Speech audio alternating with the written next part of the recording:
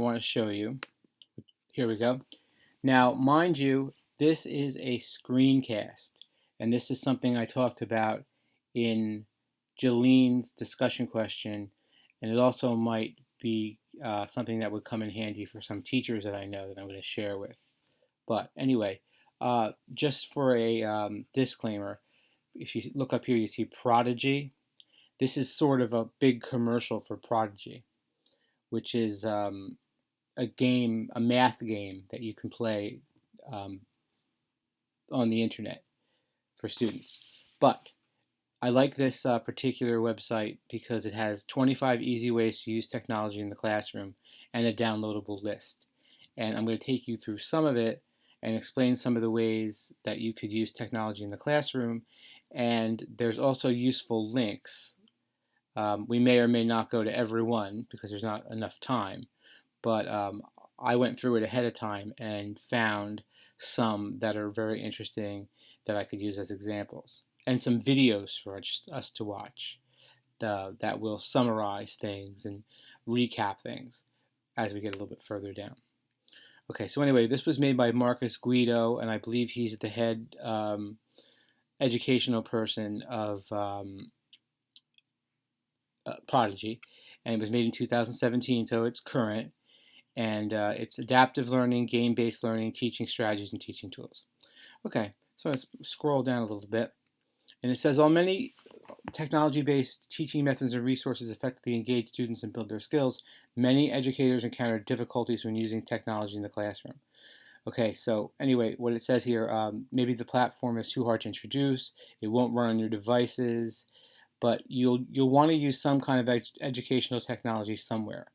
And in my district in Seaside Heights, we're lucky enough to have a laptop for every student, a Chromebook. And interestingly enough, there's a way to make a screen cast using a Chromebook that we're going to get down to in a little bit. There's like a certain software you can download. I'm using QuickTime on my MacBook Air, but there are multiple ways to do it. If you have a Windows-based unit, which I'm getting because I need it for my classes at St. Leo University, because Mac sometimes doesn't jive up with the American Psychological Association formatting. And I have to have a Windows-based PC, so I'm getting that. But when I learn that, I'll probably do some screencasts on that because it's more common. But anyway, so let's go through the number one here. It says run a virtual field trip. There's something called a Google Cardboard that you can buy, and they're less than $15, and you can attach your smartphone with it. And the examples they use, you can visit a foreign landmark, hold a mock conversation in that country's language, or you can study the area from a geographical perspective. And let me just show you quick what a Google Cardboard really is. And it looks like 3D glasses, but you put your and you could make one with duct tape and cardboard, as you see here. But you can actually buy viewers, and they range in price from a few bucks to a few more bucks. I think, like I said earlier, it was about $15 to get one. But so let me go to Get Cardboard. I think that's where I was. Yeah, here. So find the right viewer for you, and here's some with some prices, and you can actually go and buy them if you want. But these are little things that you can take a virtual field trip with. Very interesting concept, indeed. So, by the way, this records everything that comes on my screen. So if something comes up across like this area, like I get a notification, you'll see that. Like I got an email or something, I can't help that. But anyway, this can add a new and engaging element to your lessons. Very simple, and there must be a bunch of different places you can explore. And like I said, they use Empire State Building and the Great Barrier Reef as examples. Okay, then preview field trips virtually, and you can use Google Earth to explore locations before actually visiting them. here, let me go to something. I'm going to open up a thing here, and I'm going to go to google.com. Okay, and I'm going to open up Google Earth. Now, when you open, mind you, teachers, when you open up Google Earth, or administrators, there's some, you have to really look to see which one is the real McCoy here. And I think it's this one here, Google Earth here. And of course, it does everything you don't want it to do when you're doing it live. But here we go. Explore Google Earth. And I'm going to, and it opens up and it shows you, interestingly enough, it'll say loading in progress. There's how many billions of years have processed. But it takes a minute to open up. And then you can really look at anywhere that you want on in the world. And so anyway, so I'm skipping this. Okay, and I'm going to the search bar, and I'm going to type in 1200 Bay Boulevard, Seaside Heights, New Jersey. Okay, and this is going to bring up. It goes down and down and down and down into New Jersey, and look, the little icon says Hugh J. Boyd Junior Elementary School. Now this is my district school, and you can go a little bit closer to it.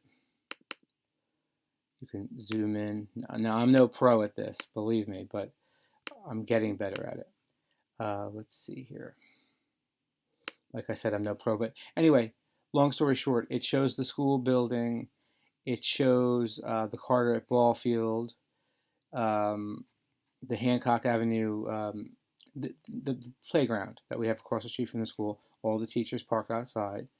And, oh, here, I think this is what I have to do. I have to zoom in with this little bar down there. And, of course, I can see the roof, but I'd like to see maybe 2D. No, that's not it. Like I said, no pro at it. Oh, here we go. It shows the front of the school.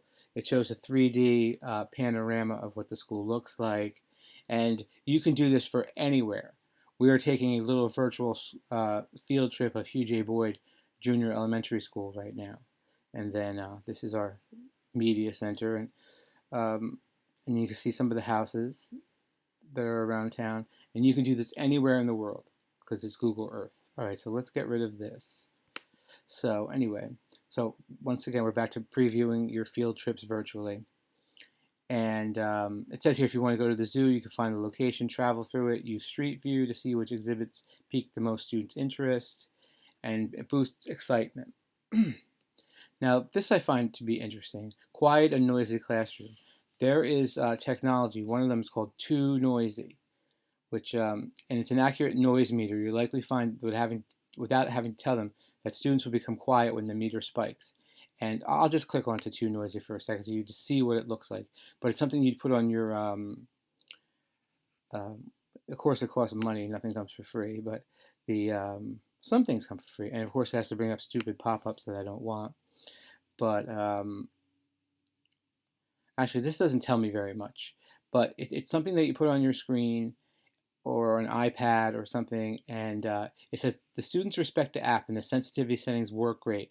My classroom is getting out of control and noisy, and the red, yellow, and green stoplights for most of the teachers' stores with sound sensitivity are upwards of $100. Now the kids are focused, work done quicker, and I keep my sanity with low noise levels.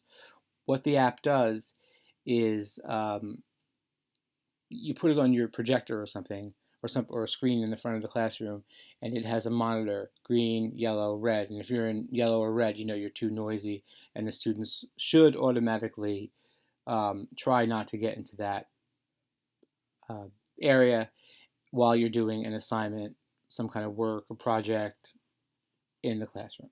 So it's an effective little tool that I think is interesting. So let's go back to 25 Easy Ways of Technology. Using videos for mini lessons.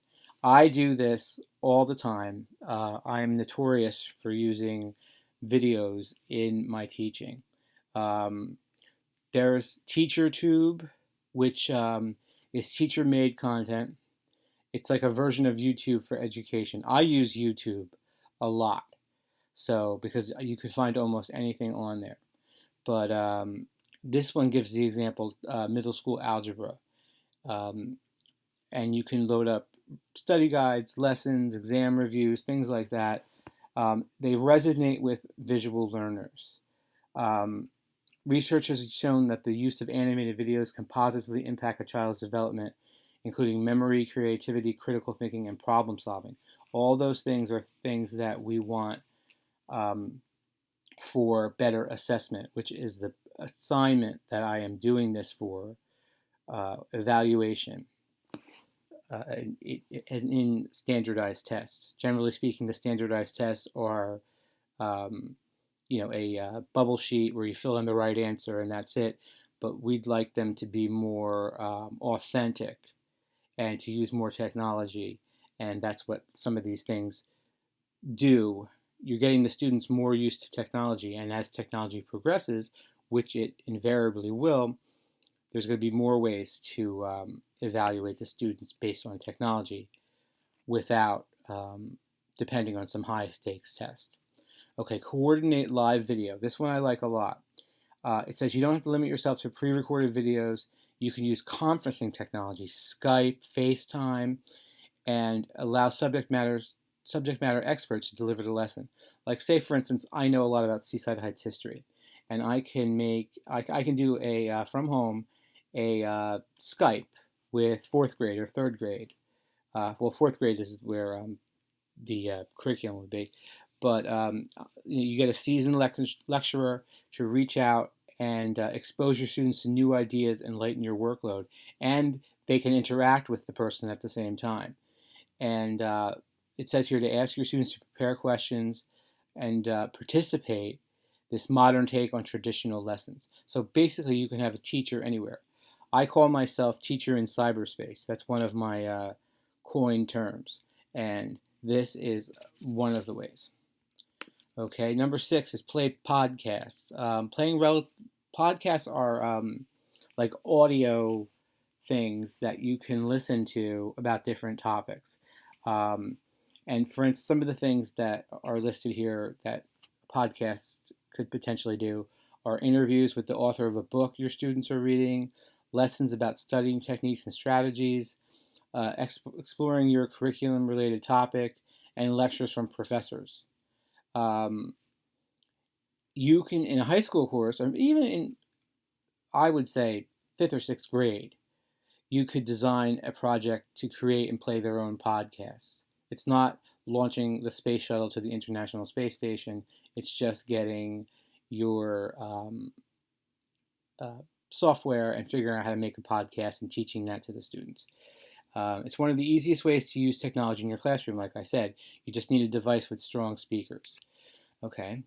Then add multimedia elements to presentations. Okay, this comes right into St. Leo University because often, especially in my master's program, which I finished now and I moved on to the educational specialist / educational doctorate program there at St. Leo, but I was made to make PowerPoint presentations, and one of the some of the feedback I got was they weren't very interesting.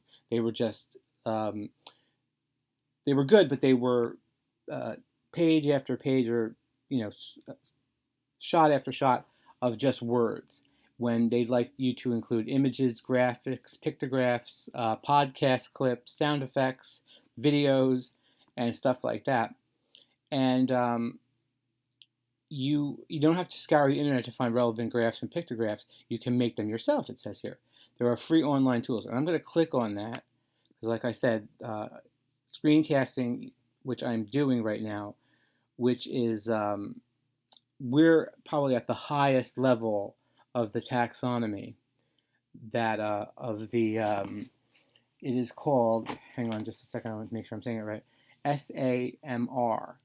And right now we are in the redefining, something you'd make the students do. So that's what this is, because they're substituting, augmenting, modifying, and redefinition.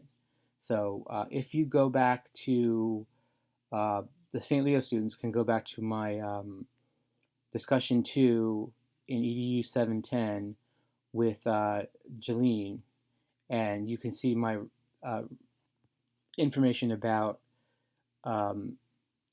Actually, I can do it right here. Hold on one second.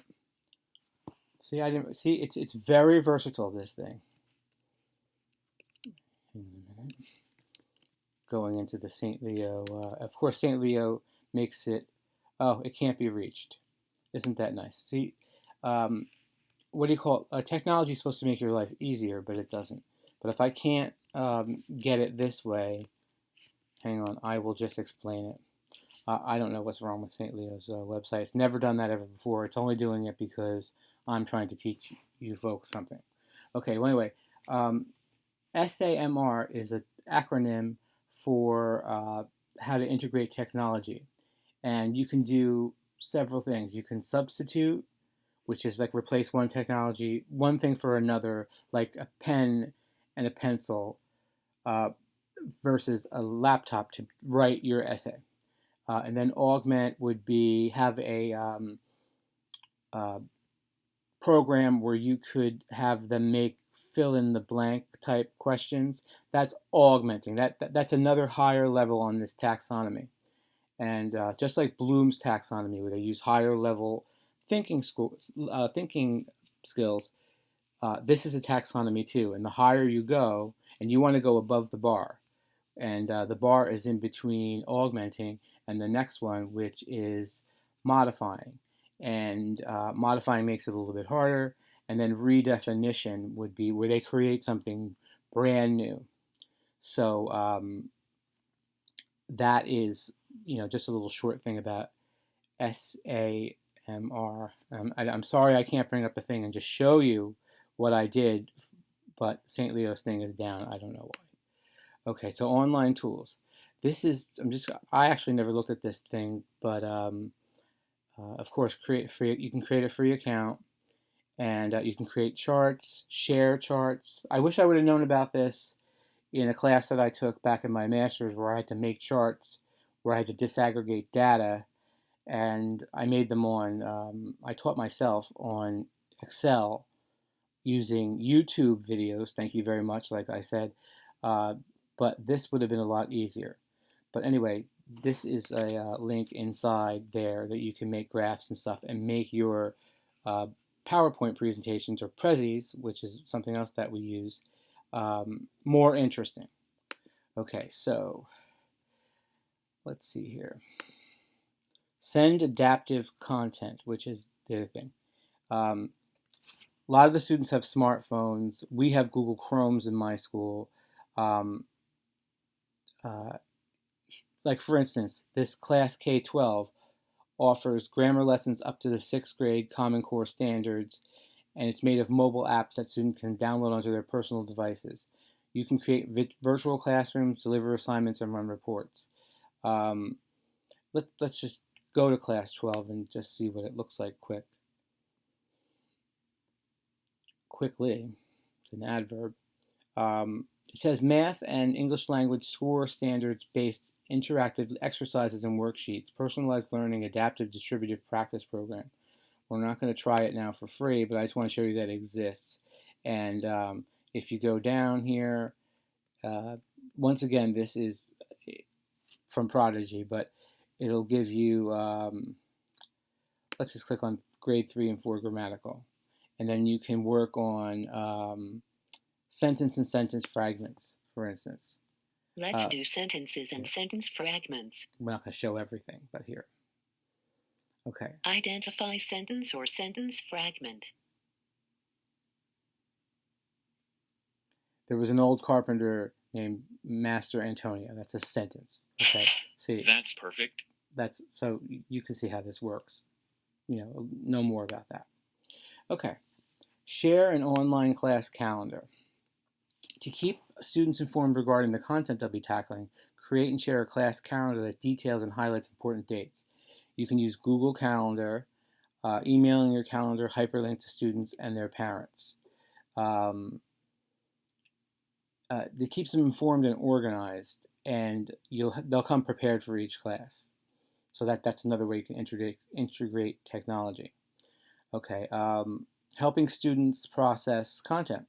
Use virtual manipulatives. Now, manipulatives are math concept things I've always found, like little blocks to count, or the squares that have little squares in them that you teach multiplication with. But like here's one here. For example, sixth grade geometry activity for the National Library of Virtual Manipulatives. Let's just click on that and show you for a minute. So uh, I like third and fourth grade, so I'm going to go to algebra skills for that. And here it says virtual manipulatives for algebra in this grade level, and algebra titles. I'm just going to click on that. And of course, it says problem loading virtual manipulative. Wouldn't you know it? Technology is supposed to make our lives easier. It does not in this case. Let me just try one more thing. Base blocks. This is what I was talking about. Of course, problem loading virtual thing.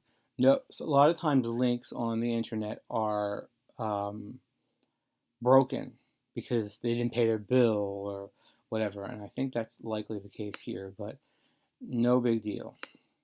Okay, run learning stations. Now, Kim Bell, who is our media specialist in Hugh J. Boyd School, Seaside Heights School District, used learning stations for something she was teaching in an in-service not that long ago. It just came into my head to mention that because some of the people who are going to be watching this are teachers and they might remember. But you give a range of content and giving students different ways to process it. You go to station, and one is a video maybe, and then one's a podcast and a slideshow, and they can solve challenges while they're understanding the material. You can use virtual manipulatives, not from that site, thank you very much. Go to Google and find some different site that works. Solving relevant problems in a computer game. Once again, this is Prodigy's commercial, this whole thing. And they want you to subscribe to Prodigy, which is a computerized math game. Record a podcast of their thoughts, and then contribute notes to a wiki page. And a wiki page is where students would share information and they could change each other's information, so to speak. It's just like Wikipedia. It's the same thing. Most of you are familiar with that. But it works for classes without one-on-one device use. They can work together for one station. Okay. Provide online activities for students who complete work early. I like this one. I sort of do something like this, but this is more planned. Like if I had students who would finish early in some of the lessons I would do when I volunteer taught, I would say when they were finished what I was doing, I would say get the laptop out. Now I want you to go to XYZ website or look up. I was teaching about skyscrapers, for instance, one time, and I said, look, type in skyscrapers, and I want you to show me 5 examples of the nicest, prettiest skyscrapers you can find, and some facts about them. So that's like an extension. And it says here you can set up stations for students when they complete work early, giving them further ways to process content. Few things that work are videos, websites, and educational games open. So maybe have a few Chromebooks. This is a Hugh J. Boyd situation out on the table or something, and you have these videos, websites, and educational games open in the tabs in a Chrome browser. And not hard to set up. And and if the students are done early, just say, "Oh, go to the laptop. There's 3 different tabs you can go to, and pick one or pick all." And it says you'll encourage them to wisely use every bit of class time, even those few minutes before the bell rings. And with that, it goes into 13, which is save time for exit tickets. Exit tickets are something I learned about in my instructional leadership master's program, and they do work, and they do work well with technology, because of course, it pops up a no thanks, a pop up when you get to a certain point, because this is, like I said, a commercial. So anyway, online journal entries. Using an online notepad, students can write journal summaries to what they learned. That's an exit ticket, and the teacher would look at it to see a formative assessment of what they learned that day, because really how it's done now is not just an end of the unit test. You do formative assessments to see what they're learning day to day, and then who that you have to reteach the concepts to. And this is a very interesting way. Um, you can share a slideshow from the day's activities through PowerPoint or Google, and review and expand on important points. You could have the students make a PowerPoint or Google Slides, which would be in the Chromebooks and Seaside, or they could tweet. You'd have to have a Twitter account based, for your classroom. But and actually, I think this is a little dated because I think you could do more than 140 characters now on Twitter. But you can summarize the most important points they learned in class, and you can easily see what they wrote by asking them by having them use a class exclusive hashtag. Like for instance, um, hashtag Mr. Smith skyscrapers, and I could go into Twitter and look up all the responses that I got and read them, and that's a formative assessment that I could use the next day to teach concepts that they may not have understood. And this it goes into the next one. Use Twitter hashtags to take questions. Um, you can use it to take questions through the day. By inputting the hashtag in Twitter search bar, you can display the feed on a screen during class and check it periodically on your device. You can answer all the questions or once or as they pop up. So theoretically, the students would go onto Twitter, I guess a safe Twitter, which you'd have to set up. I wouldn't want them going on, the whole world's Twitter because I think it's a mess. But um, it is valid in certain things. I had a question in bring your own device, or yeah, that is what it's called, BYOD, or bring your own technology, of how you could some one of my cohort members in my class asked in a discussion question, how do they prevent cheating and different things. You have to monitor what the students are doing. You have to make it safe. You have to look at what they're doing. You have to circulate through the classroom. You can't just leave them willy-nilly with the computers, you know, uh, and sit up, in the front of the desk in an ivory tower. Can't do that. You got to walk around. But you encourage the students to ask inquiry questions, and I'll click onto that because I think that's interesting. And here we go. This is it's by Marcus Guido again. Um, it's like problem-based learning. Proponents state that letting students investigate solutions to open questions has a range of advantages, but it must be shaped by research-backed approaches to reap these benefits. And you can read this on your own time, but I'll just go down here. Inquiry, from a teacher's point of view, inquiry-based teaching focuses on moving students beyond the general curiosity into the realms of critical thinking and understanding, which are higher level thinking skills, which is part of what I'm supposed to be talking about for my class here at St. Leo. You must encourage students to ask questions and support them through the investigation process, understanding when to begin and how to structure an inquiry activity. And some of the things are case study, group projects, research projects, field work, and unique exercise tailored to your students. Once again, you can go back into this thing and read it more. Oops, hold on a second, I have to go to this one. At this URL here that I'm going to highlight just for fun. That is the URL that brings us to this 25 different ways to use technology in your classroom. Okay, and it says study and review and critique content on web pages. And it says here's a technology focused spin on note taking. Find a web page with content reflecting or related to your lesson and get students to make notes directly.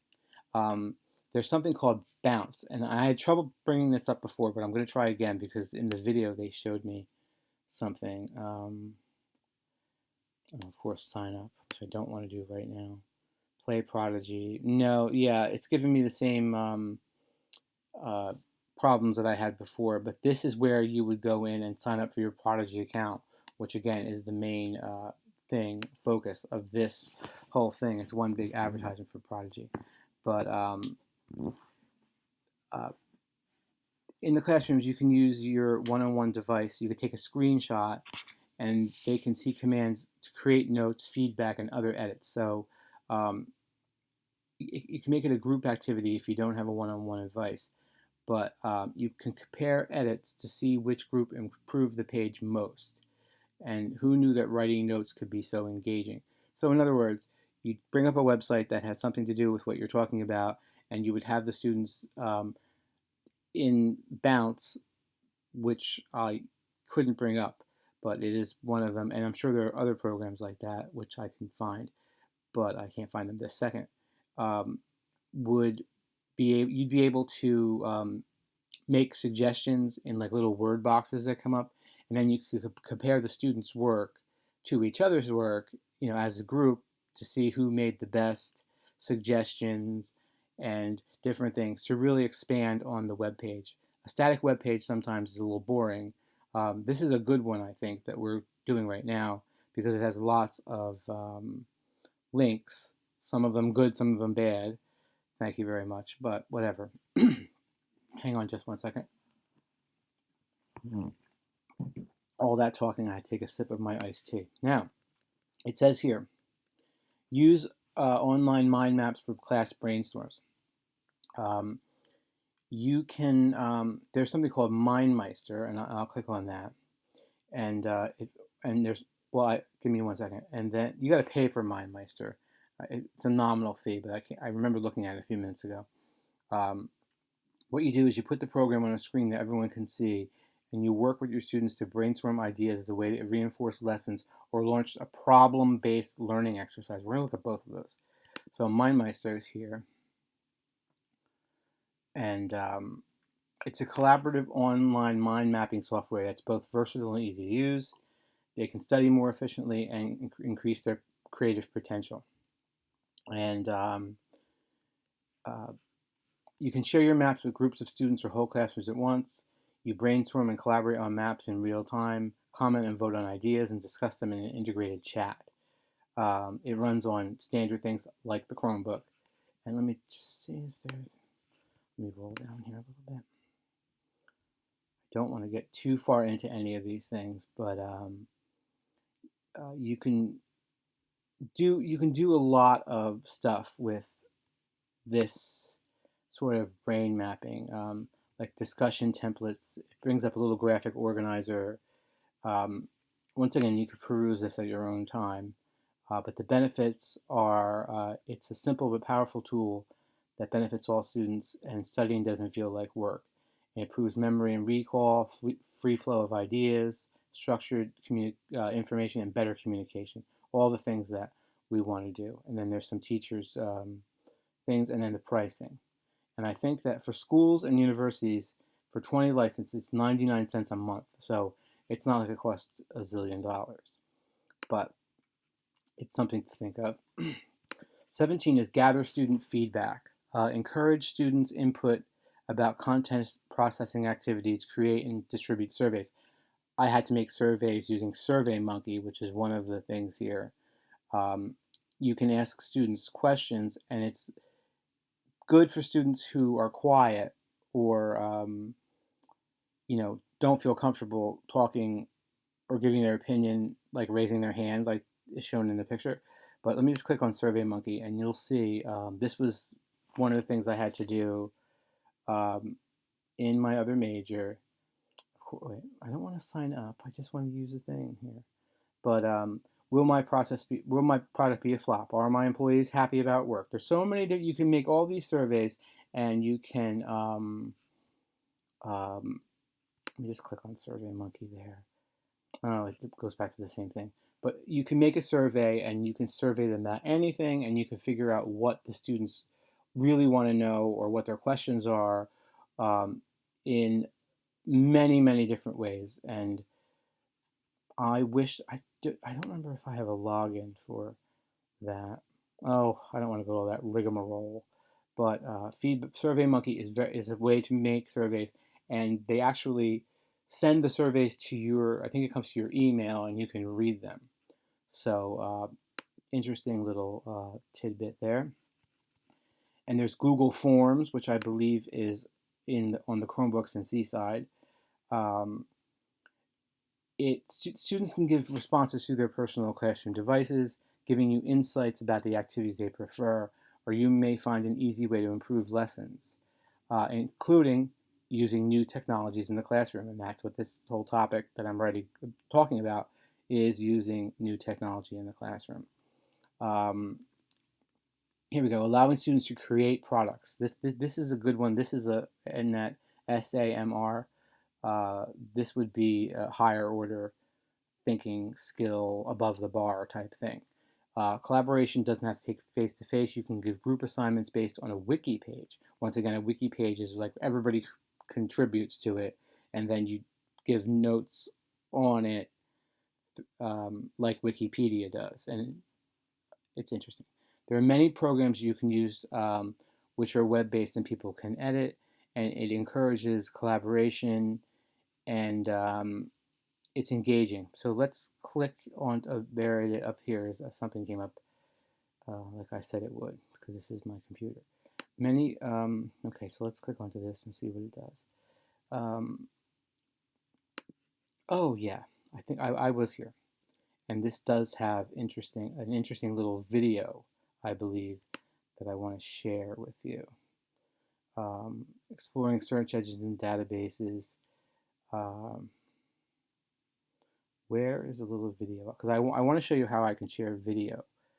And oh, here we go. This is the one I think I wanted, about podcasts.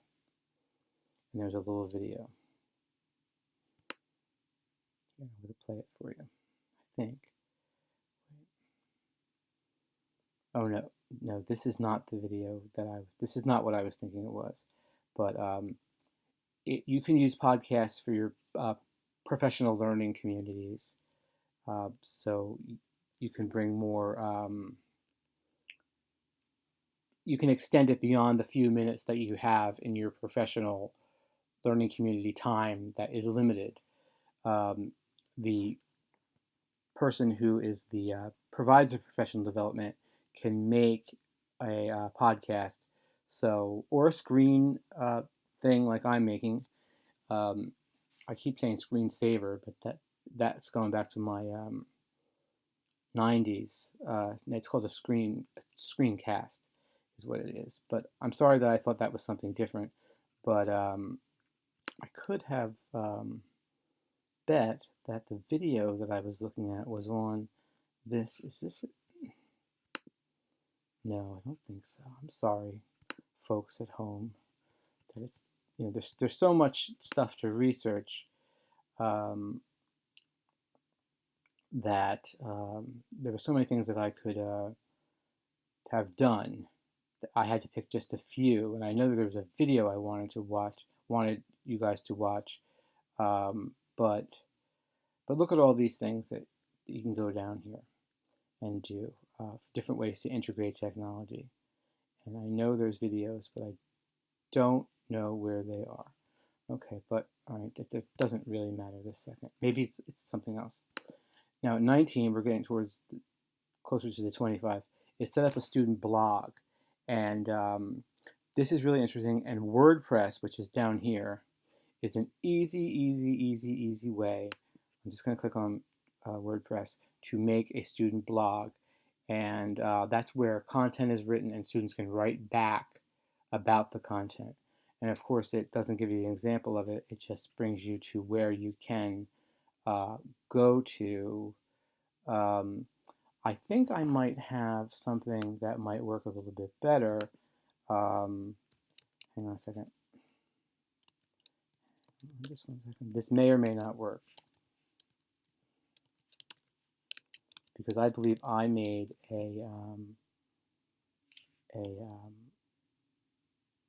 oh wait, no. Teacher in cyberspace, not .com, it's at WordPress.com. Sorry.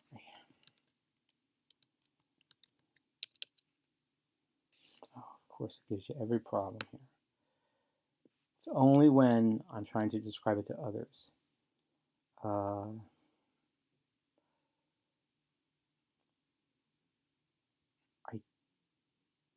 teachers have, I guess not. Let me try this one. Oh boy. I guess it must have, I don't know how it could have erased, or maybe I'm just doing it wrong, but I was trying to show you a WordPress thing. But here's simply use this. WordPress for beginners. This is, I guess, a video. Let's see how long it is. 2 minutes. So let's just show you how you can create a WordPress for beginners.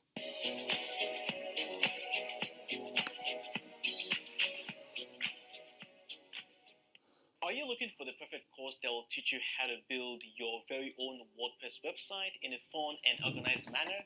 If the answer is yes, then you've come to the right place. Hi, my name is Alex, aka the Web Monkey, and I'd like to welcome you to this WordPress course for beginners. This is a course I have designed specifically to help you build either your personal website or maybe even a website for your business. Now I know what you're Or thinking, your students. because I can read your mind. You're thinking, there are so many other WordPress courses out there. Why should I enroll in your course? Well, I'm glad Another you asked that commercial. question, because I'm going to give you 3 reasons why you absolutely need to enroll in this course. The first reason is the simple fact that I am an actual, genuine, real WordPress developer. I have been working with WordPress and I've been building websites with WordPress for almost 8 years now, and during this time I have built hundreds of different kinds of websites, including websites for famous institutions such as Gold's Gym and even Johns Hopkins University. I also have a thriving YouTube channel where my WordPress tutorials have been viewed over 1 million times already. So here's an In other example. You words, could use I'm one an of those expert at to using WordPress. find And a what better WordPress way file. to learn a new skill than by learning from an expert? The second reason is that this course is going to be one of the most intensive WordPress courses you will ever enroll in. I'm going to start from the very beginning by showing you how to install WordPress. I will then proceed to show you how to build out the structure of your website and also how to display content. I will also then show you how to protect your website against hackers and malware, and also, very importantly, I will show you how to optimize your website so it's noticed by Google and other major search engines. I will even go to additional lists to show you how to build your mailing list and also how you can integrate social media into your website. So basically, think of this course as an all-in-one package that will show you how to build a full WordPress website from start to finish. And the third and final reason is the fact that if you're taking this course and you end up having any questions or challenges along the way, I will always be here to help you and assist you in any way that I can. So as you can see, this is the perfect course for you if you've ever wanted to learn how to use WordPress. So what are you waiting for? Enroll in the course today and learn how you can build your very own WordPress website. I hope you enroll, and I hope to see you on the inside. Bye-bye. Well, we're not enrolling and paying any money. Hang on a second. Let me get rid of that. Going back to the 25 easy steps. I will make a screencast how to make a WordPress blog for in the future and share, because why pay that guy some money when it's so easy? But it says here, blogging takes some time to set up, not much. To make a WordPress blog is not hard. You just have to create content, which would be your for in a student's capacity, would be content for them to read and then to react to. And it's a very good way to have the students interact and integrate technology. And I wish I could go more into it right now, but there's really not the time. Okay, so now number 20 is offer open-ended projects. You can give them a list of options to choose from for their distinctive learning styles, and they can demonstrate their knowledge by designing web content, putting ebooks together. And if this sounds hard, there are YouTube channels to go to, not like the one we just saw, which was a commercial. I didn't realize that. Creating original artwork. I believe that art in any subject is very, very important, and the students enjoy it vastly. Composing musical tunes. For instance, Jessica Thompson, our music teacher in UJ Boyd, came into my lesson that I was doing about space and taught about different music in space and how music has been inspired by space and blah, blah, blah. That's one thing I could think of. And creating multimedia progress.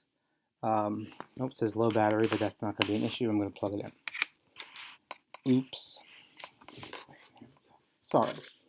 Okay, so it says you can use widely accessible software to complete these projects, which you would want to provide in your classroom devices.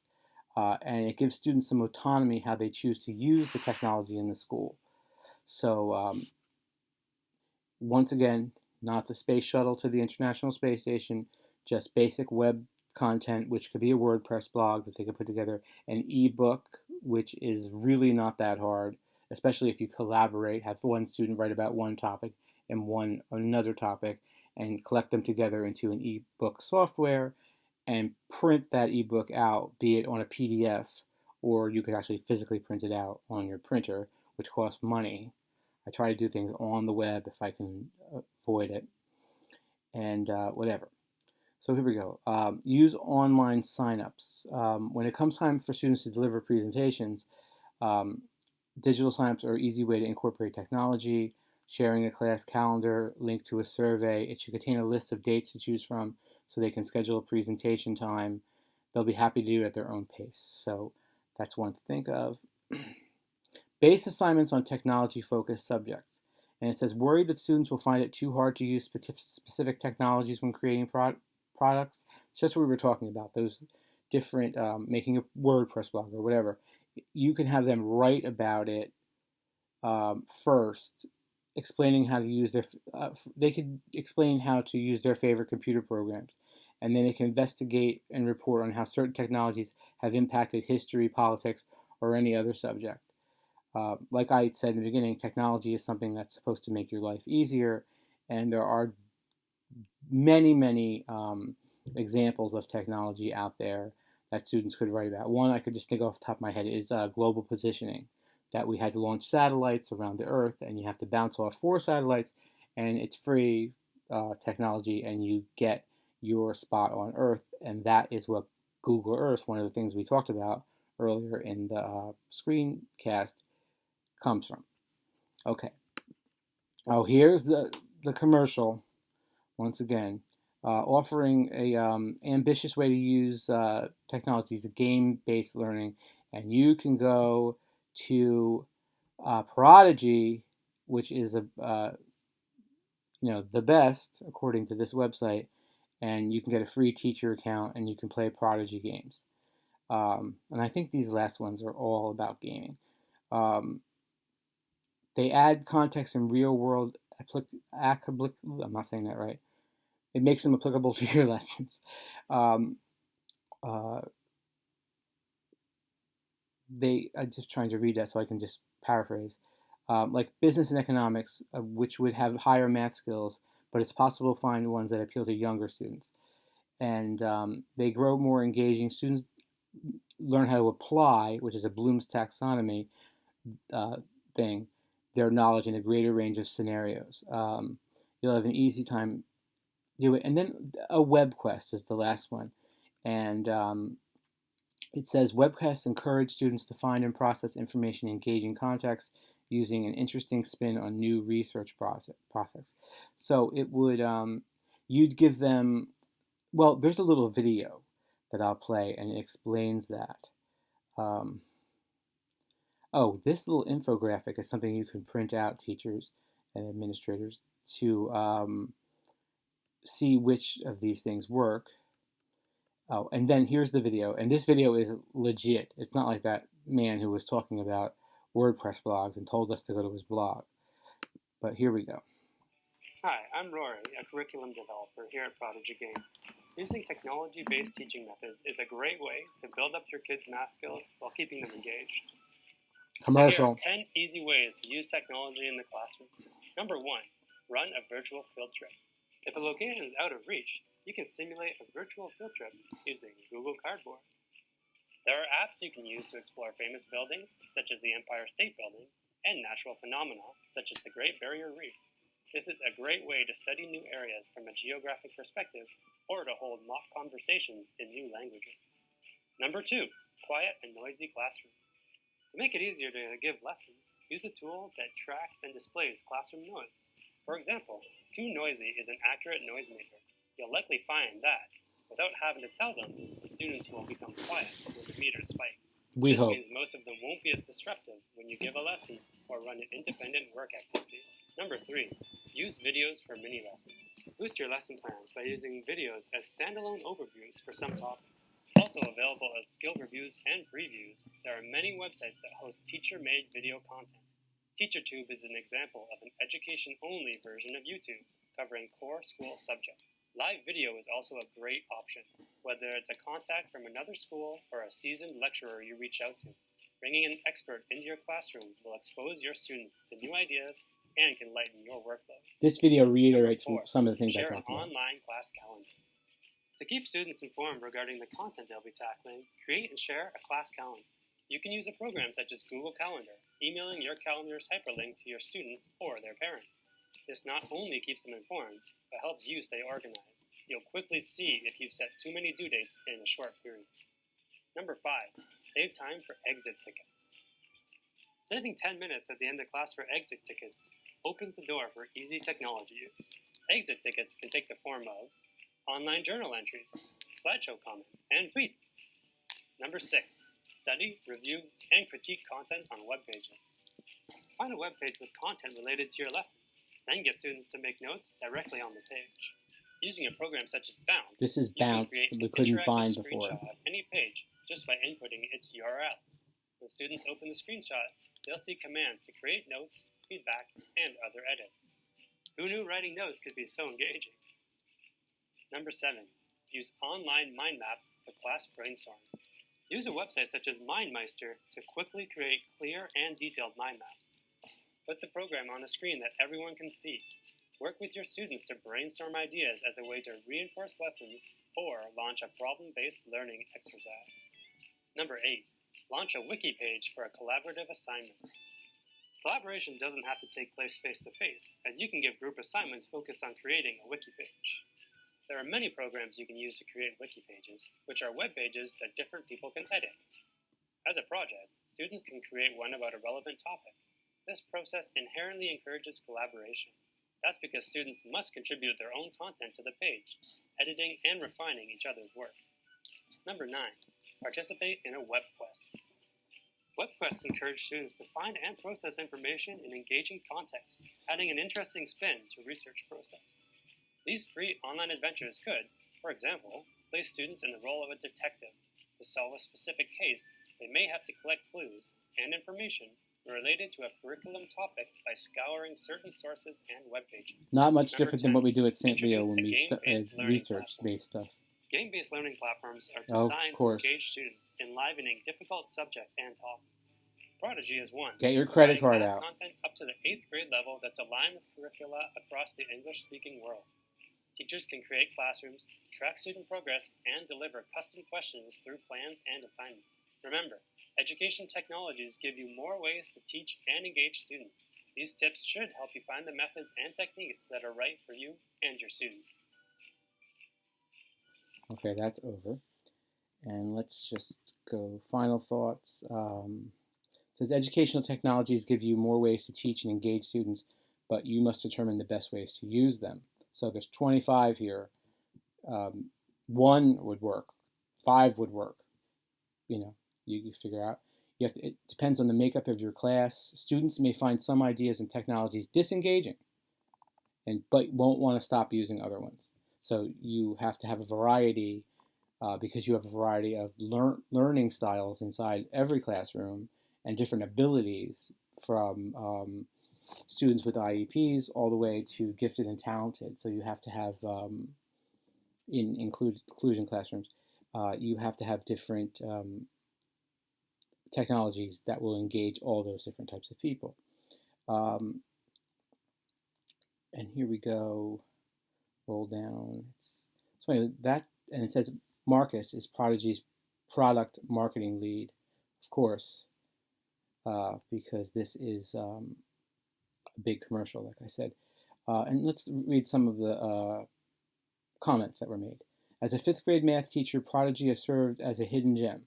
My students are excited to practice math and used to feel like even bribery struggled to do it. The use of models and animation takes this math program to a new level.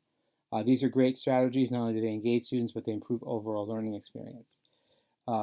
Anyway, you could read these on your own. Amazing article. In today's fast-changing world, educational institutes need to integrate technology into education to make students future ready, because we are teaching students for jobs that we don't even know exist tomorrow. When I mean tomorrow, I'm talking 10 years, 20 years down the line. So that's why they have to be up on the current technology, and so do we as educators.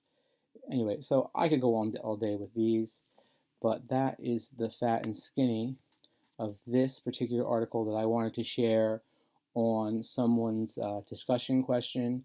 And I also wanted to share with my Hugh J. Boyd family so they could possibly look at this and learn. And I think that's it. So let me just hold on a second. I want to go. I'll show you quick. You go to QuickTime Player, and of course it doesn't. Oh, here we go. Here we go. File. I don't know where. Oh, it gives me every problem. So you are learning how to make a screencast in real time with me. Wait, hang on a second. Go to File. I already. Oh, that's Finder. Excuse me. It's always, like I said, there's always a learning curve and everything. This is the first screencast I ever made. So anyway, let's open file. I want to stop but hang on a second. Let me just get rid of some of these extraneous windows here. Of course, you can't get rid of Mojave no matter what you do. But you can't move this. Do you want Peter's iPhone computer to? No, I do not. Cancel. Cancel. Hello. Hit cancel. Oh. I do not know why that came up, but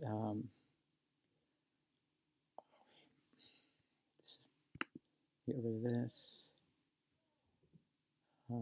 This is a book template here that's very interesting. That, of course, another thing had to pop up.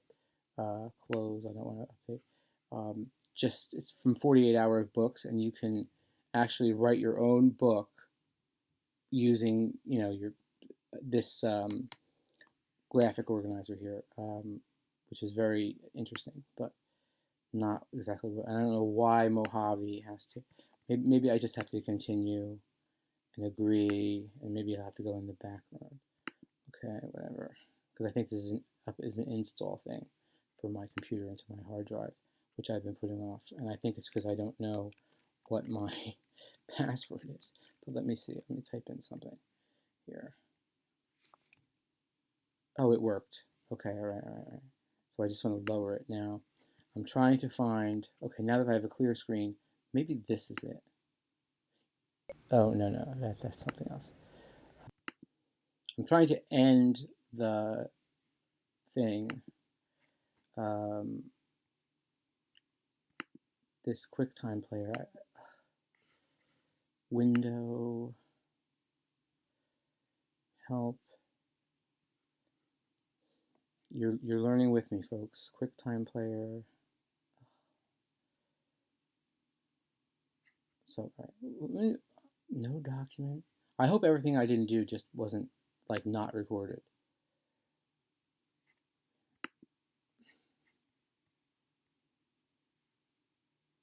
Template downloads.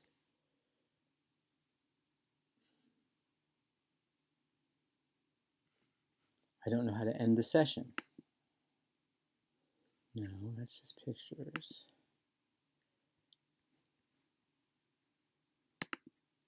Let me go to Spotlight.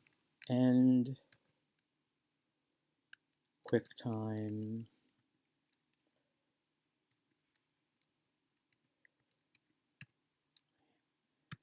And QuickTime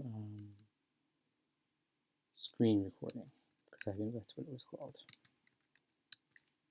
And it should bring up, hopefully, some kind of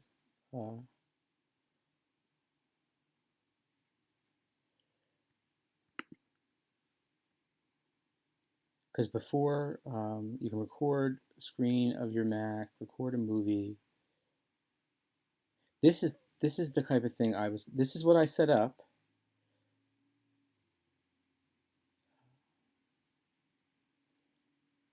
Split, no, I don't want to do that. Share.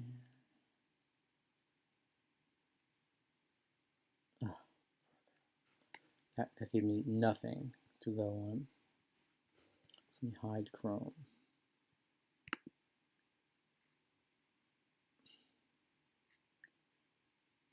I guess I'm just going to quit Google Chrome.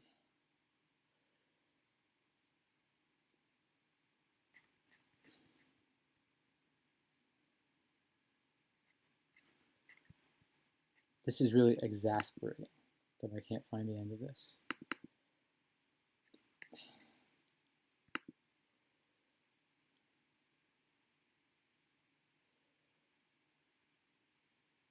Open recent. No. Open location. No.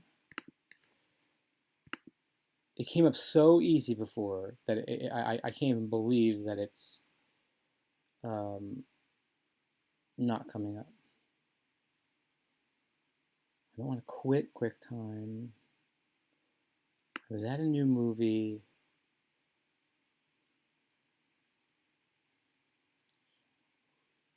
Movie inspector. What is this? No document? Why even?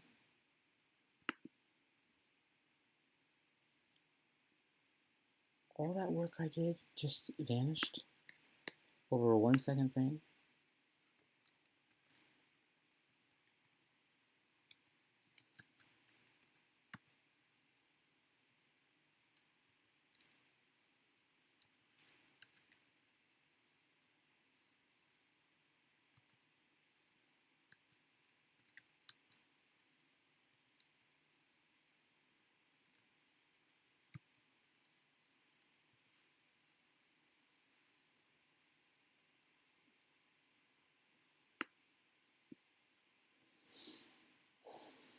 Yeah, this is the thing that's supposed to come up. And I did that and I started it.